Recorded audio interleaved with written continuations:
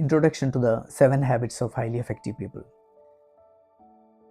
Dear friends, there are some books in life that just don't give you information, they completely change the way you think and live.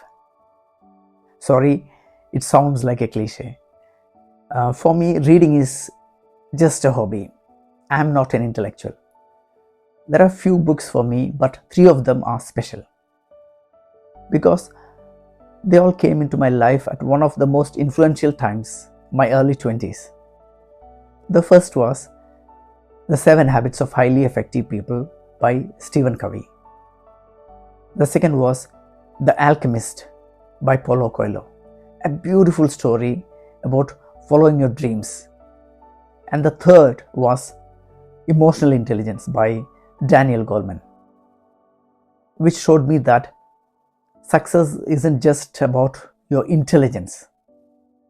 It's about understanding your emotions and managing them wisely. This may sound strange. I didn't choose these books. They were all given to me in the same year. Today, I want to talk about the first one, the book that changed my reading habits too. It introduced me to a strange new word, paradigm shift. And for me, a village boy, that's exactly what it was, a paradigm shift. This book changed the way I saw the world, myself, and life. You see, back then, I loved reading, but only fiction books.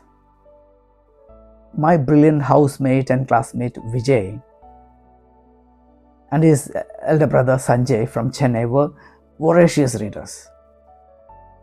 I was introduced to all sorts of books like Sidney Sheldon, Jeffrey Archer, Rick Segal, Robin Cook, Ayn Rand, to name a few. This developed my habit of reading English books. But Russian classics, especially Tolstoy and Chekhov, were my favorites. I'd finished the Chekhov collections and Anna Karenina, unabridged version, one of the greatest books I've ever read. But The 7 Habits, that was the first non-fiction book that touched me differently. And it all started with a college quiz competition. In those days, quizzes were very popular in India.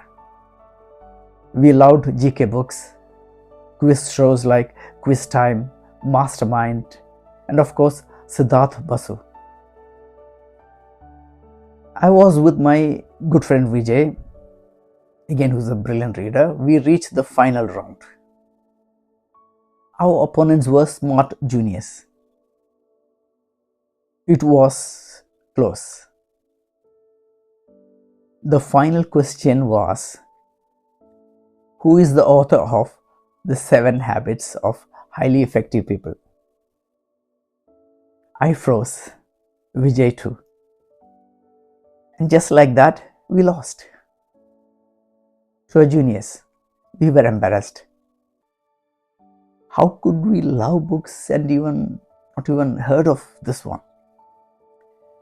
I remembered mumbling to the quiz master, "Sir, you should have picked a better book, not one with such a silly title." That evening, there was a knock on my hostel room door.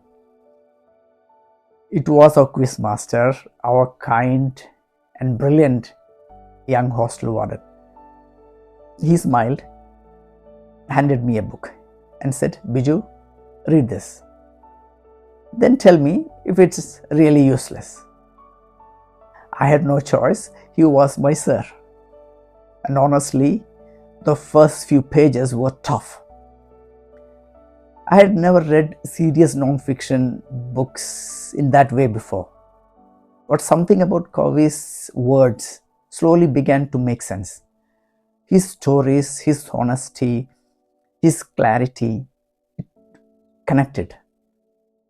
I ended up liking the book. I returned the book and thanked my sir. Time flies. That happened almost 30 years ago. From that day, I quietly shifted from fiction to non-fiction. Now I'm addicted to non-fiction books, and I love their light bulb moments. And I read a minimum a book a week now. Back to the book.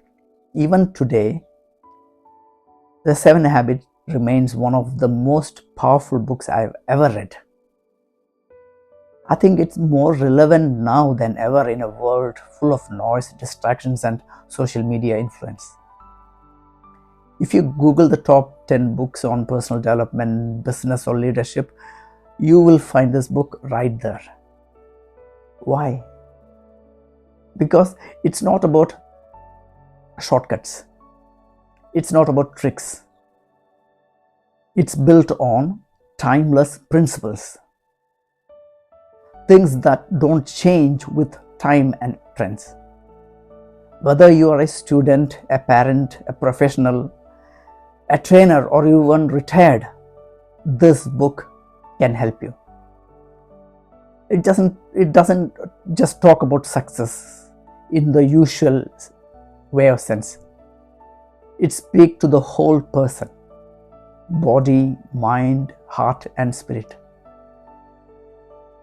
It's not just a book, it's a guide to life, a guide to true success, one that includes meaning, purpose, and authentic happiness.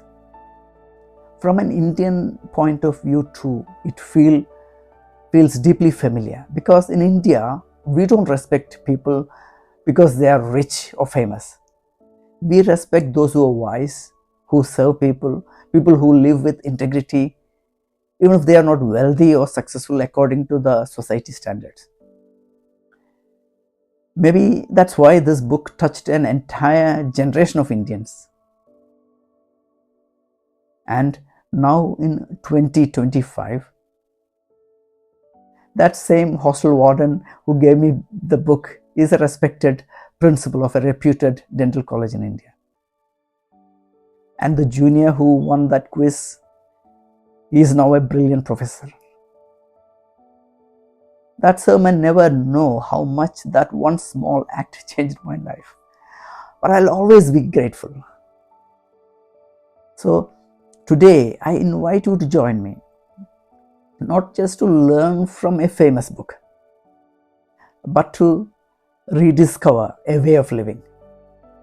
I'm planning an 8-part video series on this book, 7 Habits. One for the overall idea and one each for the 7 habits. I would love your support and feedback, because I truly believe this book is for everyone at any stage of life. So thank you so much today for your precious time with me. And until we meet again, stay curious, stay kind, stay blessed, and thank you again.